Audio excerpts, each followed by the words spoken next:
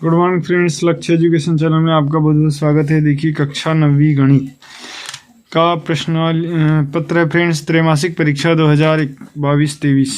ठीक है, देख लीजिए यहाँ पर पूरा प्रश्न पत्र है ये। और यदि आपने चैनल पर पहली बार आए हो, चैनल को सब्सक्राइब नहीं किए हो, तो प्लीज़ चैनल को सब्सक्राइब जरूर कर ले, ताकि इसी प्रकार के महत्वपूर्ण सवाल प्रश्न पत्र आप तक पहुँच सके। ठीक है फ्रेंड्स, तो ये पूरा प्रश्न पत्र है आपके सामने, तो आप पूरा प्रश्न पत्र को अच्छे से देख लीजिए।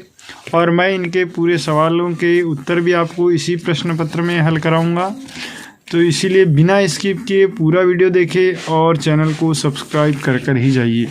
ठीक है, और वीडियो पसंद आए तो अपने दोस्तों को ज़रूर शेयर करें। तो देखते हैं फ्रेंड्स, पहला क्वेश्चन। सबसे पहला क्वेश्चन है हमारे पास कि सही विकल्प चुनकर लिखिए, निम्नलिखित में से कौन सी परिमेय संख्या है।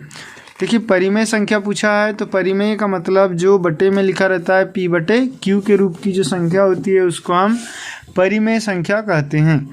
तो देखिए P बटे Q में यहाँ पर इसके भी बटे में सब आ जाएगा। ठीक है, और 0 के बटे में 0 भी एक परिमेय संख्या है, 1/2 भी परिमेय संख्या है, तो उपरोक्त सभी ये उत्तर हो जाएगा हमारा। उसके बाद निम्नलिखित में बहुपद है, तो बहुपद देखिए इसमें वर्गमूल लगा हुआ है, इसमें ये पूरा कट जाएगा। यहाँ पर ये भी बहुपद है, इनमें से कोई नहीं, तो यहाँ उत्तर स आ जाएगा। ठीक, निम्नलिखित में से कौन सी परिमेय संख्या 1 और 2 के बीच में है। तो 1 और 2 के बीच में जो है वो कौन सी है। देखिए 4/3 और 7/2 ये तो नहीं है, दोनों बाहर हैं। अब 1 से अधिक और 2 के बीच, 2 से कम मतलब ये आएगी फ्रेंड्स, ये नहीं है। ये 3 का भाग देंगे तो 1 दशमलव कुछ आएगा, तो उत्तर आ जाएगा स। फिर है बहुपद 4x का क्यूब ऋण 5x पर 4 की घात धन 6x का वर्ग ऋण 1 की घात है। तो जो सबसे बड़ी घात होती है वो बहुपद की घात कहलाती है। तो देखिए यहाँ सबसे बड़ी घात 4 की घात है, इसीलिए उत्तर आ जाएगा अ। फिर है बहुपद 1 ऋण 2x का शून्यक है, इसका शून्यक। तो शून्यक देखिए इसको इस तरीके से आप ज्ञात करेंगे। शून्य ज्ञात करना है तो इसको पूरा 1 - 2x = 0 रखेंगे। ठीक है, जब इसको 0 के बराबर रखेंगे, इसका पक्षांतरण करेंगे फ्रेंड्स, तो ये हो जाएगा 1 = 2x और 1 से बराबर हो जाएगा 2 का भाग इधर जाएगा तो 1/2, तो शून्यक हो जाएगा 1/2, तो उत्तर आ जाएगा हमारा द। फिर है वर्गमूल a प्लस वर्गमूल b इंटू a वर्गमूल a माइनस वर्गमूल b। तो यहाँ फार्मूला लग जाएगा a minus B into A plus B = a² minus b²। ये वाला फार्मूला लग जाएगा, तो ये क्या हो जाएगा a² माइनस b², इसमें वर्गमूल का स्क्वायर आ जाएगा, तो वर्गमूल से वर्ग कट गया, तो क्या आ जाएगा उत्तर a माइनस b, तो हमारा उत्तर हो जाएगा ब। ठीक है, इसके बाद देखिए रिक्त स्थानों की पूर्ति कीजिए, सबसे छोटी प्राकृत संख्या। तो सबसे छोटी जो प्राकृत संख्या होती है वो होती है 1। फिर है बहुपद 0 को खालिस्तान बहुपद कहा जाता है, तो इसको क्या कहा जाता है, 0 है, इसको कहा जाता है शून्य बहुपद। फिर है 16 पर 1/2 की घात। 16 पर 1/2 की घात का मतलब हुआ वर्गमूल 16 और इसका मान होता है 4, तो इसका उत्तर आ जाएगा यहाँ पर 4। फिर है वर्गमूल 2 एक खालिस्तान संख्या है, तो ये अपरिमेय संख्या है। फिर है बहुपद 1 से ऋण 3 का शून्यक खालिस्तान है। देखिए 1 से ऋण 3 इसी प्रकार निकालेंगे, 1 से ऋण 3 बराबर 0, तो 1 से बराबर -3, इसका उत्तर आ जाएगा -3। फिर है 2 परिमेय संख्याओं के मध्य खालिस्तान परिमेय संख्या होती है, तो अनंत होती है। फिर है अचर बहुपद की घात खालिस्तान होती है, तो अचर बहुपद की घात जो होती है वो 0 होती है। ठीक, तो इस तरीके से प्रश्न 1 और 2 कंप्लीट हुए। इसके बाद देखते हैं प्रश्न क्रमांक 3। पहला सही जोड़ी बनाई है, तो देखिए ऋण 6 धन 3 दोनों को जोड़ेंगे फ्रेंड्स, तो ये घट जाएंगी क्योंकि एक ऋणात्मक है दूसरी धनात्मक है, तो ये उत्तर आ जाएगा ऋण 3, जो कि ऑप्शन नंबर यहाँ कहाँ है, ये बी में। फिर है ऋण 5 गुणित ऋण 4 4 5 20, तो धन 20 हो जाएगा इसका उत्तर। फिर आ जाएगा 1/4 1/4 का देखिए यहाँ पर 1/4 का क्या दिया हुआ है, 2/8 दिया हुआ है। ठीक है, क्योंकि 2 का गुणा दोनों में कर दी, तो 2 1 2 बटे में 2 चौके 8, तो ये हो जाएगा 2/8 ही आ जाएगा।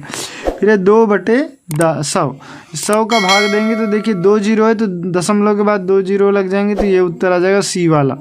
0.02, फिर है 0.01, तो दशमलव की 1 और एक अंक का 1 शून्य, तो 1/10, ये उत्तर ए वाला आ जाएगा। फिर है -2 भागित -2, तो एक बार भाग जाएगा तो उत्तर आ जाएगा 1, ई वाला। तो इस तरीके से सही जोड़ी कंप्लीट हो जाएगी। इसके बाद देखिए क्या लिखा है हमारे पास, प्रश्न क्रमांक 4, निम्नलिखित प्रश्नों के उत्तर एक शब्द या एक वाक्य में लिखिए। बहुपद 7x का वर्ग ऋण x³ धन 7x ऋण 4 की घात लिखिए। तो इसकी सबसे बड़ी घात जो है 3 की घात है, तो इसका उत्तर हो जाएगा 3। बहुपद की घात क्या होगी, 3 हो जाएगी। फिर है 5 वर्गमूल 5 और 2 वर्गमूल 5 का गुणनफल लिखिए। तो देखिए दोनों का गुणा कर दीजिए, 5 वर्गमूल 5 गुणित 2 वर्गमूल 5 बराबर, ये हो जाएगा देखिए 5 दूनी 10 और 5 वर्गमूल 5 गुणित वर्गमूल 5, तो ये हो जाएगा 5। ठीक, तो क्या हो जाएगा 10 गुणित 5 बराबर 50, तो उत्तर आ जाएगा 50। फिर है बहुपद x³ minus 3x² plus 2x plus 4 में x² का गुणांक लिखिए। इसमें x² का गुणांक बताना है हमको। तो देखिए x² का गुणांक क्या हो जाएगा, यहाँ पर x² का गुणांक है -3, तो उत्तर आ जाएगा -3। फिर 1/7 और 2/7 के बीच की एक परिमेय संख्या लिखिए। एक परिमेय संख्या लिखना है, तो यहाँ पर देखिए दोनों को जोड़ के 2 का भाग दे दीजिए। तो दोनों को यदि जोड़ते हैं तो लघुत्तम आ जाएगा इनका 7 और ये 3/7 हो जाएगा, और इसमें 2 का भाग देंगे मतलब बटे में 2 कर देंगे, तो ये हो गया 3/14 उत्तर। तो एक परिमेय संख्या क्या हो जाएगी, 3/14।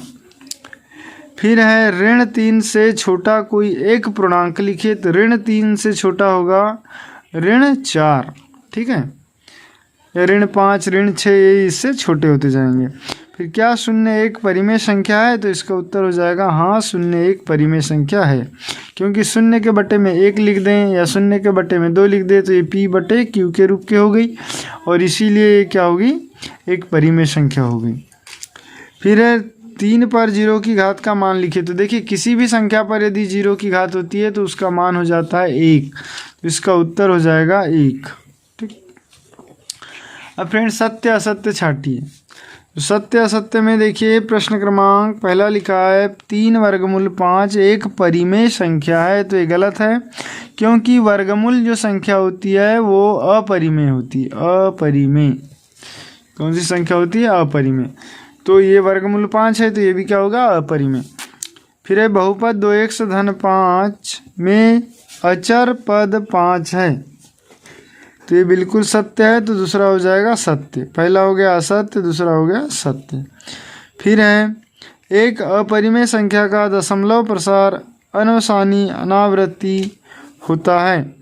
तो जो अपरिमेय संख्या का जो दशमलव प्रसार होता है अनवसानी अनावृत्ति होता है, सत्य है। फिर प्रत्येक प्राकृत संख्या एक पूर्ण संख्या होती है, ये भी सत्य है।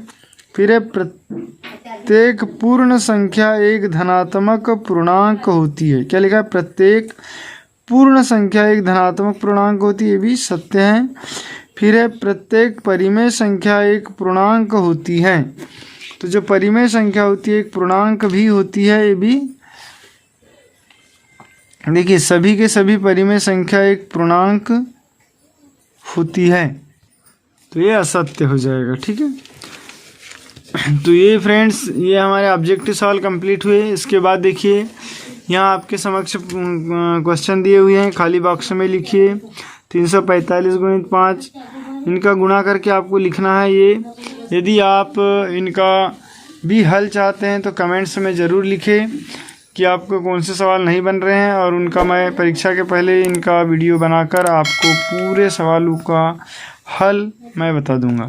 ठीक है फ्रेंड्स, तो एक बार आप पूरा प्रश्न देख लीजिए। कोई प्रश्न आपसे छूट रहा है तो उसको वीडियो को रोककर या स्क्रीनशॉट लेकर उन प्रश्नों को आप निशान लगा लीजिए और उनको हल कीजिए, और हल नहीं हो रहे होंगे तो आप कमेंट्स में ज़रूर लिखें, मैं उनका हल आपको प्रोवाइड करा दूंगा। तो वीडियो पसंद आ रहा हो तो प्लीज़ इसे लाइक कर ले, चैनल को सब्सक्राइब करें, तब बेल आइकन की घंटी को ज़रूर प्रेस करें। ठीक है फ्रेंड्स, थैंक्स फॉर वॉचिंग।